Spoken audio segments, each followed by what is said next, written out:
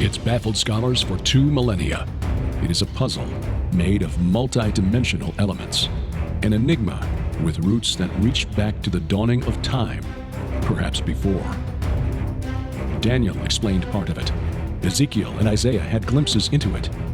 John saw it all for the time of the end. That time is now. Join Derek and Sharon Gilbert on a journey that spans the course of history, from Eden to Mount Hermon, from Hermon to Babel, from Babel to Rome, from Rome to the cross, and from there to us. Biblical prophecy is coming true before your eyes, and to understand it, you must discern the times both then and now. It's time to unravel the threads of this all-encompassing prophetic paradox. It's time to unravel Revelation. Welcome to Unraveling Revelation. I'm Derek Gilbert. I'm Sharon Gilbert, and we're delighted to be back with you. Of course, we're now recording in the new year. The programs you've been watching, many of those are archived, and we appreciate your patience on that because we were trying to take a little time off. Yes, during the holiday season, we felt a little rest, a little recharge, and of course, time to catch and recover from a virus. All of that is now past, and we're looking forward to an exciting and productive 2024. Yes, by the way, it was just a simple little bug.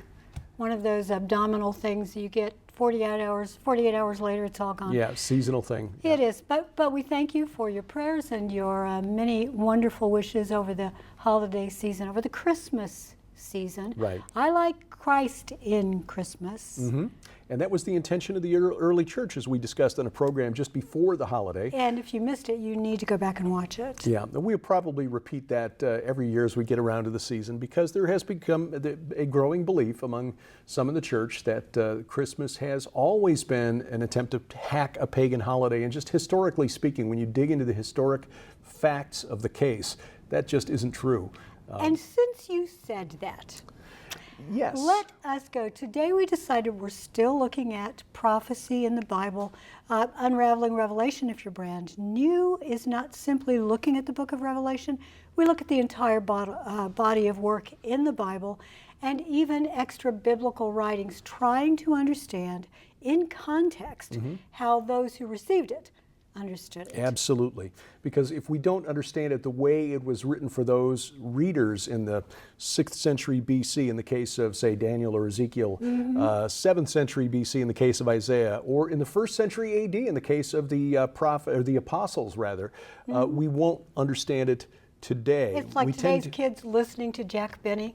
And not getting any of the cultural references. Because it was very topical. That's a really good way of putting it. If you've not listened to Jack Benny, hilarious. Oh my gosh. But when you're going back and listening to programs recorded 70, 80, 90 years ago, some of the cultural references are a little hard to understand. They really are. But because I said that to set up today's topic, in the topic of revelation and prophecy and trying to understand the signs of the times, yes, there are a number of well-intentioned individuals that are trying to discern what's going on. And I think sometimes we follow after very seductive topics, and some of those are called conspiracy theories. Not all of them, but some are. Some conspiracy theories are legitimate because it's a group of individuals that get together, some with or without spirits, as in principalities and powers.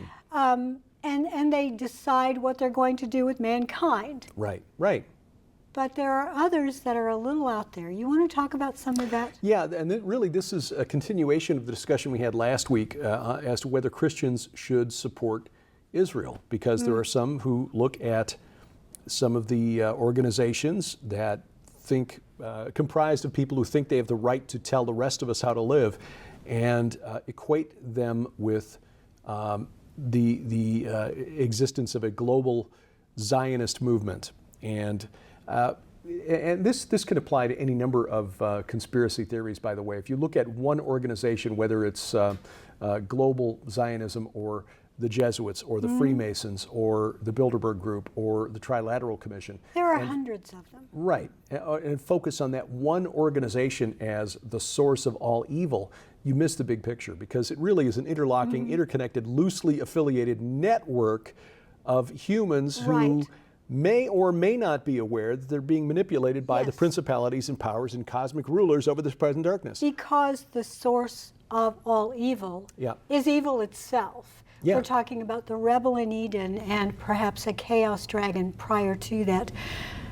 But when you said the word Zionism and Zionist, I think it's become tainted. Can you explain what it actually is? Yeah, Zionism is simply in its proper understanding, is simply the biblical understanding that God has decreed Zion as his dwelling place, that he will rule there forever. There's a psalm where he makes that explicit, and I'll put that on the lower third here because I don't remember the psalm exactly. I think it's around 132, but you'll see it here on the screen so you can actually look it up and double check my work. But God actually says this is where he will place his name, where he will dwell forever, for he has desired it. And this gets back to the idea of the cosmic mountain, or the Mount of Assembly that we've talked about previously, where we were discussing the rebel in Eden in Isaiah chapter 14. How thou art fallen, or how art thou fallen from heaven, O Lucifer, son of the morning. But it doesn't say Lucifer. It doesn't, yeah. Halel ben Shachar, Halel being a West Semitic transliteration of the word Elil, or the name Elil, which is Enlil. And in my book, The Second Coming of Saturn, I show how that's just another name for the Greek god Kronos, the Saturn god Roman. The Hebrews called him Molech, but we trace his career, if you will, from the pre-flood era, where he was Shemiyaza, the leader of the rebellion, the leader of the sons of God in Genesis chapter 6, to the end of the age, Revelation 9, Apollyon, or Abaddon, the destroyer. So this entity, that rebel from Eden, who wanted to set up his own Mount of Assembly, and that's in Isaiah chapter 14, his Mount of Assembly in the heights of the north, or the sides of the north, but the north, actually referring to Mount Saphon, which was the place in the ancient world everybody knew Baal's palace was located on Mount Saphon. This is, in fact, even the Greeks knew it, the big struggle between Zeus, who was the Greek form of Baal, and the chaos dragon called Typhon. Typhon's name derives from Mount Saphon. So even in the Greek religion, in the religions of Anatolia, modern-day Turkey, they understood there was something about that mountain, which is now near the border between Turkey and Syria on the Mediterranean coast. We'd love to go there someday. Yeah, but you can't, because it's too close to the fighting in Syria. That is a mountain that held special religious significance for the pagans 2,000 years ago and beyond, even into the Christian era, just as Mount Hermon held special religious significance to this entity, because he was also called El of the Canaanites, and that's where it was believed he had his threshing floor, which was a portal between this world and the next. So this entity wanted to take Zion, or Israel, from God. God decreed, really signaled from the time of Abraham, when he led Abraham to Mount Moriah, which is the Temple Mount in Jerusalem, for the binding of Isaac, that this would be a special place dedicated to him, where he told Abraham at the Oak of Moreh, overlooking Shechem, this land will belong to your descendants. The spirit realm is sitting off on the sidelines going, how do we stop this? How do we stop this? In fact, I'm writing a section for our forthcoming book, The Gates of Hell, about the megalithic structures in the Golan Heights, and how a very prominent Israeli archaeologist dated the construction of the dolmens. These are these megalithic funerary monuments in the Golan Heights to the Intermediate Bronze period, which is from about 2250 to about 2000 BC, which is either during or just before the time Abraham arrived in Canaan. So now I hold to the short sojourn in Egypt theory, which means I think, we're hearing some beeping outside. It's probably at the firehouse across the road. This is not, the barn is not soundproofed. No, not at all. In fact, it has a metal roof, and it's a wonderful barn, and thank you so much for helping us with it. Yes, we are blessed. But you may occasionally hear the wind. It's very windy today, and snowing outside, which is why I wore snow boots and I don't have any shoes on. The cost of insulating the barn for sound would have been outrageous, and we just didn't want to put the money into that. No, it's actually pretty good. The insulation that's up there does a nice job of baffling, but Yeah, Yeah, it's nuts. and we process the audio to try to take out the extraneous noise. But if you hear any noises in the background, that's what's going on. Fire truck across the road, trucks hauling cattle up and down the highway out there, and occasionally the 35-mile-an-hour gusts. Anyway, I think that Abraham probably arrived in the Holy Land just after the beginning of the 19th century BC. So somewhere between 1900 and 1800 BC. Okay. And it was just after the time that those dolmens, those megalithic funerary monuments on the Golan Heights were created. Okay, now getting back to Zionism. In the 18th and 19th century, I write about this in the Red Wing Saga, and I have to research a lot for it. There were many pogroms. In other words, there were political actions that forced Jews to either convert to Christianity or to flee for their lives. Right. And that was going on. They were fleeing from the Far East over to towards the West into Western Europe. Some stopped in parts of France. Many of them went to England and ended up in East London, which is why during the Jack the Ripper times, a lot of Jews were already disliked. Right. And it was blamed on a Jew. Right. This was the sort of birthing ground for these individuals that nobody wanted them. Everywhere they went, they were hated.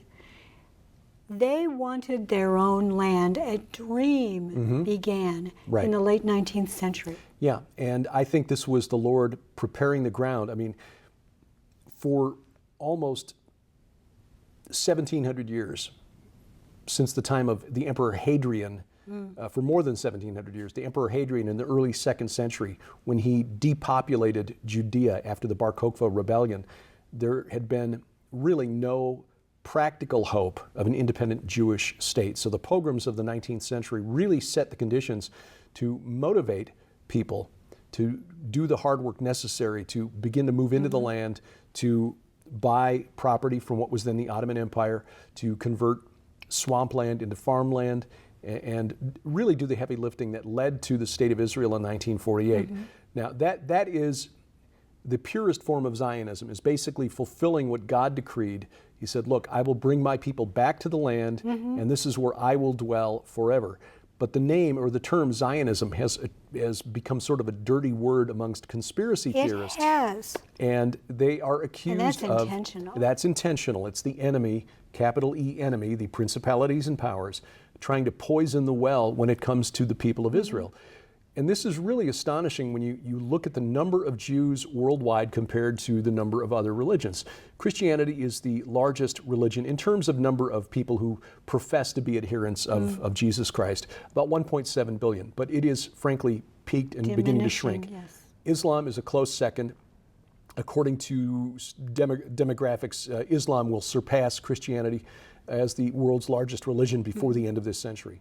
So there'll be about 1.7 billion Muslims before the end of this century. There are 14 million Jews. Tiny, tiny. 14 million. Judaism is not even one of the 10 largest religions on planet Earth. It's behind things like Jainism, Zoroastrianism. So when we look at the influence of Zionism in the world today and look at just the sheer numbers of it, even if 99% of the world's Muslims are peaceful, and that's probably true, that would still mean there are more violent Muslims in the world than there are Jews total. Because 1% of the world's Muslims be at 1.7, about 17 million. Yes, So but someone would say to you, someone who is a believer in this Zionist poison, the current belief in some quarters, they would say to you, yeah, but they run the world.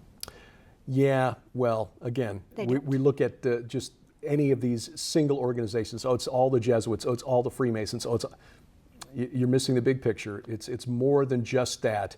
We're trying to play checkers against an enemy that's playing multidimensional chess. But here's the thing. Yes, but the Lord God Almighty plays infinity chess. Infinite dimensions of chess, yes. How does this relate to the beast system of the Antichrist and the end of days? And that's what I want to talk about after the break. Christians, if we are researching conspiracy theories, are we researching the beast system, or are we actually becoming part of it? Ooh. That's ahead on Unraveling Revelation. Sharon and I really appreciate your support, and that's why every single month we want to make a special offer available to you at the Gilbert House store. And now that we're into the holidays, we're offering extra specials. We really are. You know, last year we had some holiday specials that people just really enjoyed getting. Lots and lots of you went and ordered there, and we thank you for that. We're doing the same thing this year. Lots of great deals, including Red Wing Saga specials, Derek's book specials, and blowout prices on all of our DVDs. Yes, but if you prefer streaming video, so you get instant access in full HD. And no shipping. And no shipping, right. We've got special discounts available now at our online streaming site, gilberthouse.org/video. That includes even our full-length travelogumentaries, our Wars of the Gods Volume 1 and Volume 2, now at a special discounted price through the end of January. That is such a deal. And by the way, those of you who have loved Vicki Joy Anderson's book, They Only Come Out at Night, that book is also on special December and January. We want to make this information available to you. We understand that around the holidays, finances get a little tight, so we're offering special pricing on just about everything in our online store. We're all in the middle of a battlefield. We are. And we all need good information. Please take advantage of our special offers, gilberthouse.org/video and gilberthouse.org/store. And thank you for your prayers and support. Amen.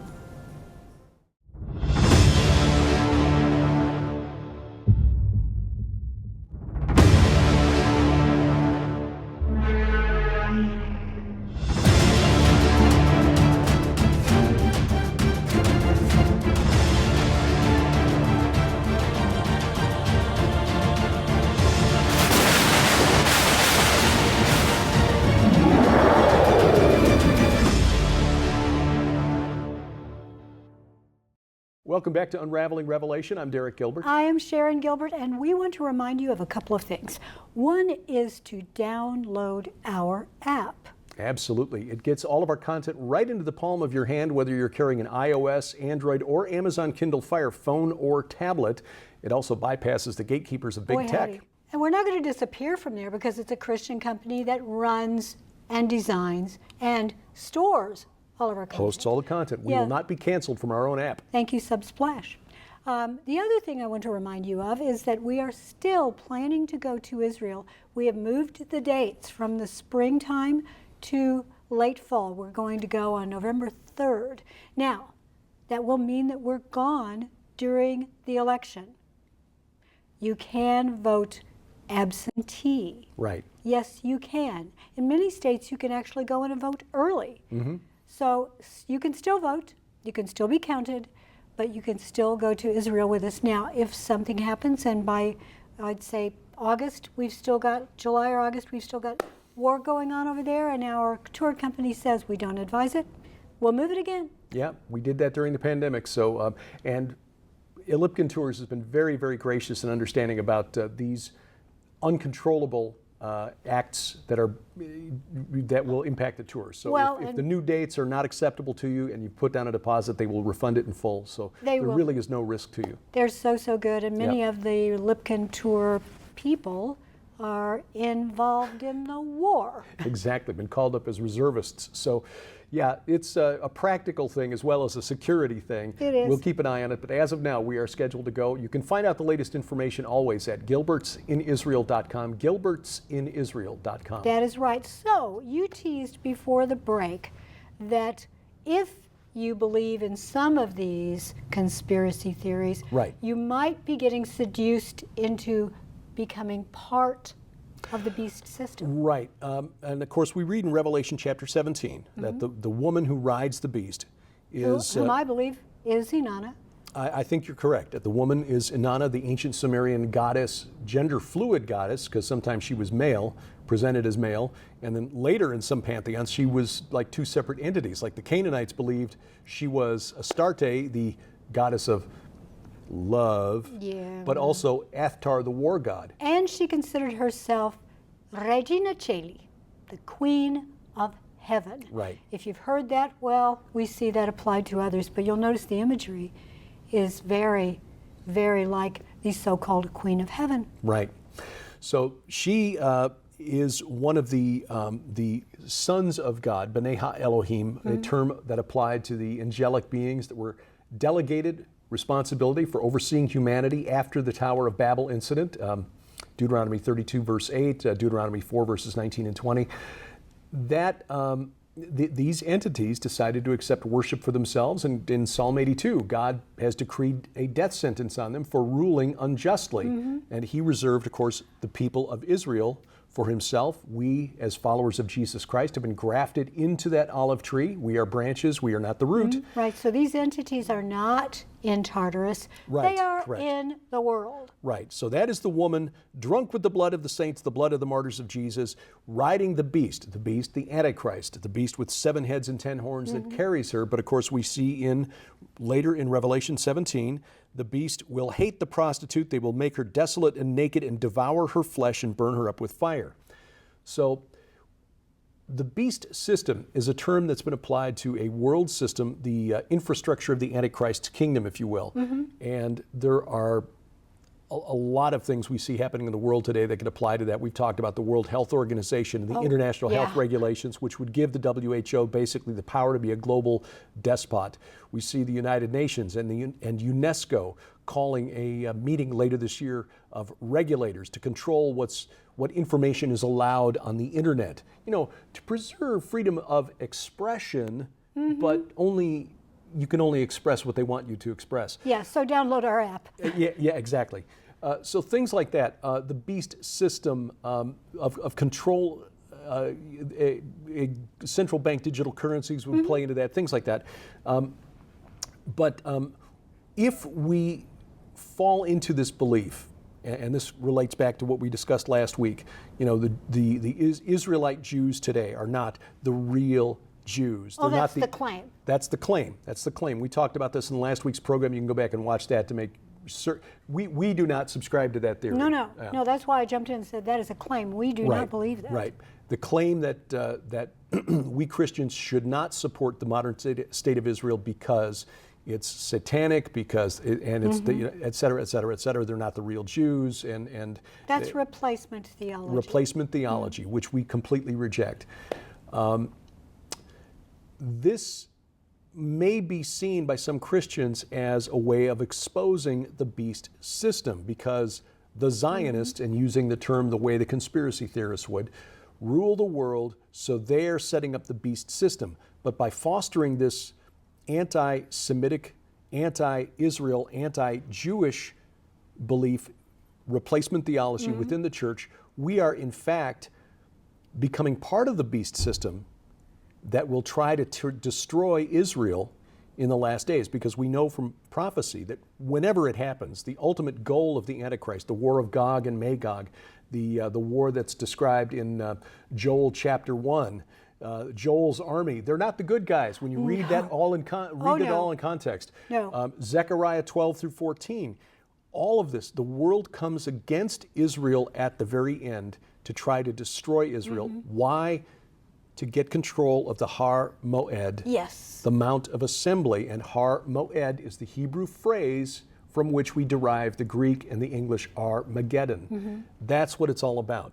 So if we dive too deeply into these conspiracy theories without discernment and conclude that because, say, certain prominent members of the media or the entertainment industry or what have you are, profess to be Jewish, or because George Soros is nominally Jewish, for example, that somehow nominally is the word. Right. I would suggest that these are the people whose lives make very clear that these are they who say they are Jews but are not. Yes. Yeah. Now, there are those who will take that phrase. Again, this is from the book of Revelation. We talk about that during the letters to the 7 churches. The synagogue of Satan, those who say they are Jews but are not.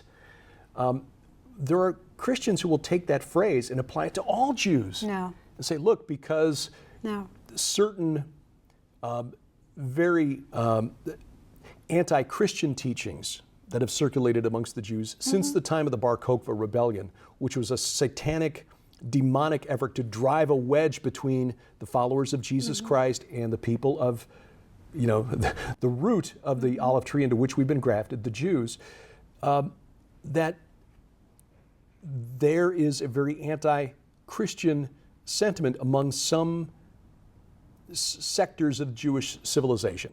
Well, believe it or not, I just left the set for a second because the Schwann's man and the FedEx person, they were both at the door, so I figured I had to take care of that. So we're going to just go right into, I'm going to ask Derek a question because he was talking about Zionism and the fact that many people think that the Zionists, maybe those that say they are Jews and are not, but understand that not everyone who's trying to run the world even claims to be a Jew. No, that's true.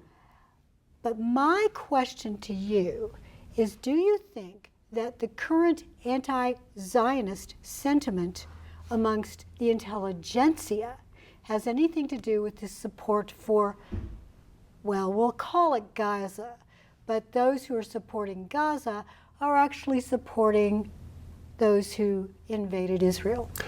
It's supporting the wrong side. Yeah, I think so. I think so. Ultimately, this war goes back to that long conflict over who controls this land that, for whatever reason, God designated as His. Mm-hmm. And this entity is that one that we've referred to already: El, Enlil, Molech, Dagon, Saturn, Kronos, Shemaiah, Apollyon. He is currently in the abyss, but there are places all across that land, from Gaza to Jerusalem to Mount Hermon, Bethel, Carmel, that were sacred to this entity, going back thousands of years. Mm-hmm. Those megalithic structures on the Golan Heights that relate to the cult of the dead. I think all of this relates to an alternate religion that he wanted to establish with himself at the top. His hybrid children, the Nephilim, the giants whose spirits are the demons that still afflict the world to this day, all factor into that religion and that cult. And again, those megaliths across Israel are monuments to this cult that still stand, 5,000, 6,000 years after they were created. I know we are running out of time for this week, but there's a big topic I would love to cover next week, if you don't mind. You just mentioned Nephilim. And we just here in the United States, by the time you're watching this, this is old news, but we had a so-called giant in a Miami mall. Now, this, I think, has been debunked, but there are still those who want to believe in it. So next week, I would like to start talking about these megalithic structures and how they play into not only historic spiritual warfare, but what we're starting to see now in the land of Israel. I think that's a really good topic and very timely. Yes, these spirits, the demonic spirits of the giants, still with us today as demons. Jesus spent a good bit of his ministry casting out demons, and from the very beginning of his ministry, located his ministry in a region that was known to be sacred to their memory. Yeah, he did that intentionally. He did that intentionally. Declared his divinity at the base of Mount Hermon, at front of the entrance, or what was thought to be the entrance to the netherworld. His transfiguration took place on the summit of Mount Hermon. This is a very long conflict, what we're seeing in Israel between Israel and Hamas. And again, this is factoring into the ongoing conspiracy theories that try to demonize, pardon the pun, Zionism, when in fact Zionism is simply accepting and believing in what God said right from the very beginning, as when he told Abraham, this land would belong to your descendants, and oh yes, I'm going to dwell there forever. And that's why when the New Jerusalem comes back, it's the New Jerusalem, not the new New York. Oh, amen. Thank you for watching. This is Unraveling Revelation. Unraveling Revelation is a viewer-supported outreach of Gilbert House Ministries. We'd love to hear from you. Contact us through our websites or drop us a line at P.O. Box 78, Crane, Missouri 65633.